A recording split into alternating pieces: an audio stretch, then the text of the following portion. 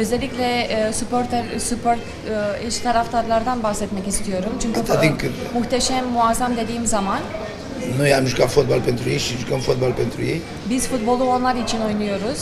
Cred că am fost Ve fericiți. oynadık. I-am făcut fericiți. Onları mutlu ettiğimizi düşünüyorum. Ca străin am lăsat un loc important în inima lor. Yabancı olarak onların kalbinde önemli bir yer bırakmışım diye Ăsta e düşünüyorum. lucrul cel mai important. Ve bu benim için önemli şeydir. Atât, restul le mulțumesc din tot sufletul. Başka yani bu kadarını söyleyebilirim. Yani başka her şey için kendilerine teşekkür etmek istiyorum. Și să susțin în continuare echipa să facă lucruri pentru că echipa are nevoie de jucători, au nevoie de suporte.